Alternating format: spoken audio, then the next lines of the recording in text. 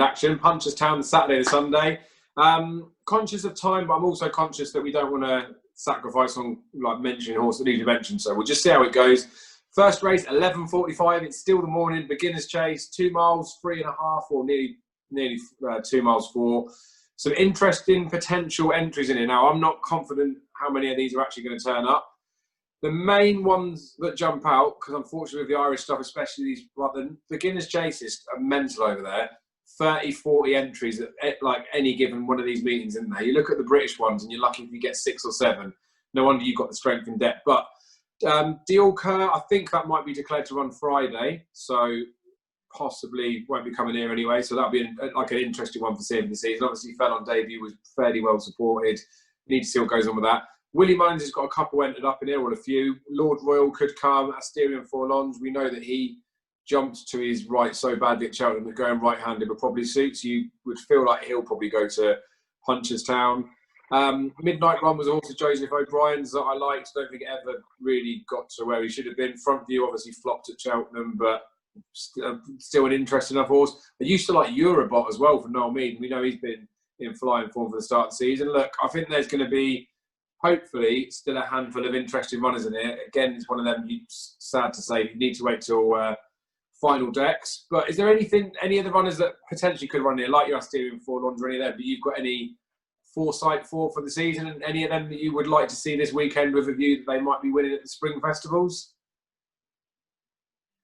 Yeah, Dave, if Asterion Forlons turns up here, he should be winning this, like, and Willie Munn says he might put him out in trip. Yeah, he looks like a right-handed track bully, like, do you know what I mean? Like, he looks tailor-made for the Punchestown and the Ferry House festivals at the end of the year.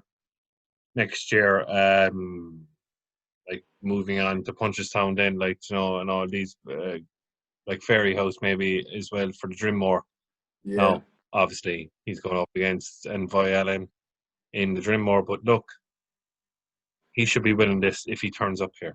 Now, the only other horse that I would take forward to moving on to the rest of it, and you're right, Jed, Deal Kerr is declared for Friday, is a horse of Willie Munn's called Lord Roy. Now, this horse really just looks an absolute tank. Wasn't great after the race in Clonmel, but look, I don't know what Willie Munn's is going to do with this horse. Is this horse only being put into beginner's chase for the sake of it, or is he going back over hurdles? Now, the Stayers hurdle division is there for the taking. Now, to be honest, I thought we could have seen the Stayers hurdle champion on Sunday at Navan, unless you see another improver. No, Paisley Park is another horse that has to come back. Poor Stayers hurdle.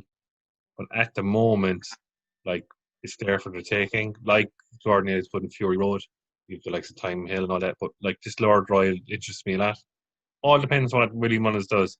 But going forward, I'd be very interested in him. But at the moment, if you're looking for a winner, if he turns up with a Asterion Forlons, tailor-made for right-hand tracks, go out in front, he won't be caught. Yeah, absolutely. And that's the other one of Willie Mullins he's got in there is Mount Leicester. We know that he's not as good as the name that they thought he was going to be, etc. So Willie Mullins will be winning that race unless it's left with Mount Leicester, I think. Second race is another novice chase, so 12:15. We've just tucked into our sandwiches for lunch. Grade 2 action, 2 mile jobby. On paper, I mean, we'd obviously have to see who does line up, but Felix de Gis in there obviously did, as probably most people expected him to do on his chase debut, went and won. You'd expect him to go pretty close in there if he turns up, and I suspect he would. The other Gordon Elliott runner that could go is Andy Dufresne. Now, I feel like he wants a bit further in trip. I know he's fairly quick as well, might suit him, but I don't think Gordon will run the pair against each other. They both look like they're capable of winning these sort of graded races, so final declaration will be interesting in them. Darva Stars probably should come in, course and distance winner on that chase debut, so it makes sense to do it. We've talked about Zakariva, even like when you mentioned like a Wave of the Sea in here, like he's not befitted to be mentioned in like decent 2 mile novice chase company. Again, it's an absolute, just a complete different race to the 2 mile novice we're looking at Cheltenham over the weekend. We're like potentially talking about horses that could be looking a bit like potentially shaping into Arkle types. The one at Cheltenham, we're not looking at that. Who are you got most keen to see running here, and who do you think is the one to be on? Felix Stacey. I really like him. He's a good horse. But you know your favourite Felix Station after the first two fences. Unless he's in front, you've no chance. Yeah. I think he'll turn. I don't think Andy Dufresne will turn up here. I might be wrong. I suppose if they both turn up, it's a straight match between Felix Station and Derver Star. Or might you'd have to go with Derver Star turning champion hurdle. To me, was it a great champion hurdle? Who knows? We'll see down the line. They might get away with it again next March. But I think it's tailor-made for Felix Station. Go out in front. Could be a small field. It could cut up a bit more. I know there's only 9 at the moment in it. Now, as we mentioned earlier, Dave Zakareva could probably come here as well, getting all the weight. It's more weight at Cheltenham, but to me, at the moment, I would go Felix Station. Small field, buck him out in front, put the rest under pressure, has the experience, and I think it has a right chance if it turns up here. Yeah, and you've nailed the horse to an absolute T. That's why he got away with it at Aintree, didn't he? Supreme was behind, they did all those sort of things. Wants an uncontested lead. He needs a small field to go out in front. He's definitely a very, very good horse. Zakareva, I feel like we're both in the same sort of camp that wherever that turns up, because of the weight allowance, all that sort of stuff, it's going to be very interesting. But I feel like of the 2 potential assignments, it'd be so much easier if she came over here. Yeah, definitely. Superb. Then we've got a handicap chase, Grade B, so it's a fairly decent one. It just makes me laugh when I look at the names, like in comparison to what's coming, like what's happening over in Ireland, what's happening over here. There's some nice names over here as well, and like on official ratings, it might look like our ones are potentially better. But geez, but Palms in here, Tornado Fly. Like I still like Tornado Fly. Willie Mullins is saying that he thinks he could turn this into a graded horse. Salsaretta, obviously she's potentially for the Mares Chase at Cheltenham. She could have run in the Mares Chase that's going to go off tomorrow or Thursday, whenever people are watching this. At Clonmel, Shattered Love's going in there. They really Willie Mullins sends Cabaret Queen. So be interested if they did decide to run her in this handicap chase. I don't think that's probably a smart move to make for her, considering she's going into open company. But Far Class is in there. We haven't seen him since his juvenile season. So anything could be with him. And it's interesting there, isn't it? An entry for a handicap chase, considering he's been off for so long, off a 1-4-2. We must have been doing some work with him. Dunvegan's a horse that I stupidly love.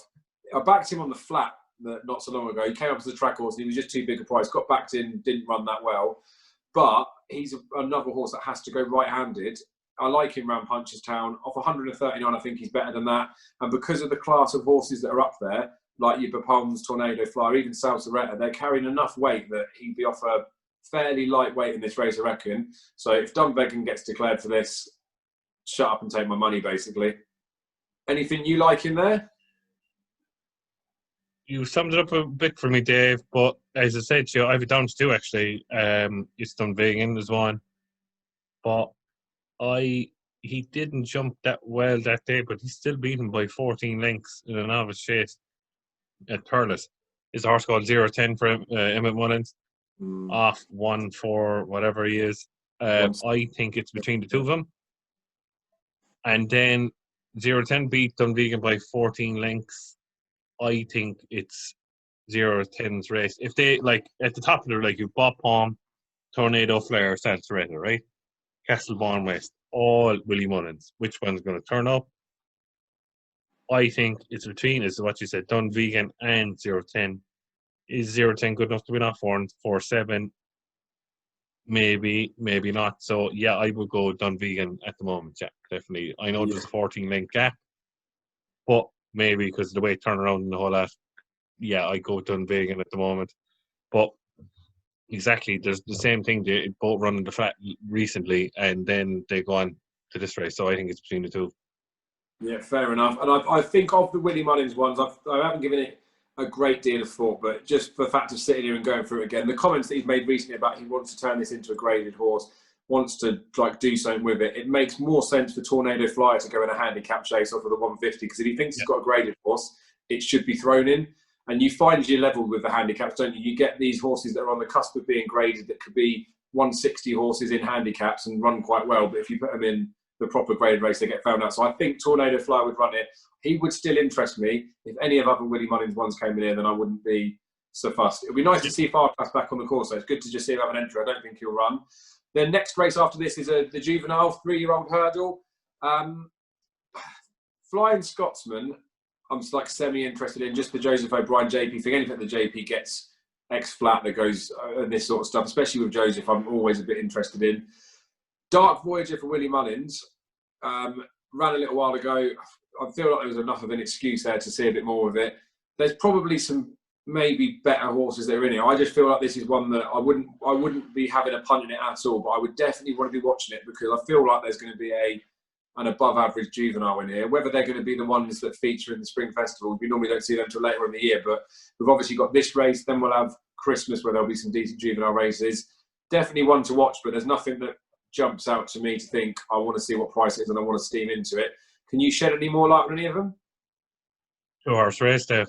Xenia here and Dark Voyager. Dark Voyager gets £7 off Xenia here. Work it out. Dark Voyager wins. Same crowd as Boom Photo and the whole lot, the Donnelly crowd. They ran the last day off in Ballinrobe, off level weights. Now, for 2.5, I know Xenia here was impressive. And they're talking up to be a trained further, better already than Quick Cilios or something like that from the Chile Park for today. Like, my reckon, bar the Defi the Sawyer, like, the Train Further horse doesn't come out, like, Goshen, like, this last year doesn't come out till after Christmas, but, like, they're a exception to the rule. No, like, how can you fancy this horse for the Train Further already? It's one of Ballinrobe, you know, I know, no disrespect to Ballinrobe, nice track in its own right. But, like, there's a 2.5 length victory with Xenia, and all of a sudden, no, Dark Voyager is getting £7. It's Dark Voyager for me. Yeah, that's fair, mate. We'll see, won't we? And that's the interesting thing with these juveniles, especially at the beginning of the season. They'll take each other on and they'll sort out their pecking order. Then we get to sort of the turn of the year, and then the better races come in, like especially the one at the Dublin Racing Festival. But there's just loads of decent ones in there, and then that's when the heavyweights, as I class them, tend to come out, don't they? And you do better with juveniles the later they appear. After this, we've got a novice hurdle. Unfortunately, it's a novice hurdle that they've got to be rated under 120 or less at the rate of entry. And then it's also open to horses that can go up to 130. So you get that sort of level. They're novice hurdlers. With respect to them, I don't think there's anything in here that's an absolute worldie. Sometimes you can get something that's lowly rated and you think, oh, it could be an improver. But anything in here that you look at and think, wow, could be good? Not really, Dave. I suppose Call Me Lyrene with the Call Me, whatever, the Lyrene Legend kind of same colours probably is the bet here. But look, whoever turns up. But look, if he turns up, he's probably better than all this.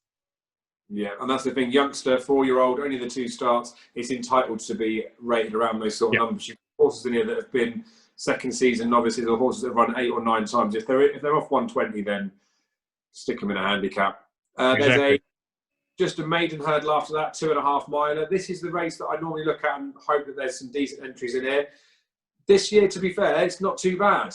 Holy Macapony for Henry de Bromhead. That's is it Barry Maloney that owns the Minetta Indo, all those sort of things. Yeah, that was interesting in its point. But I looked at the point and I like to try and pick them apart. I don't think it was amazing, but we'll find out after.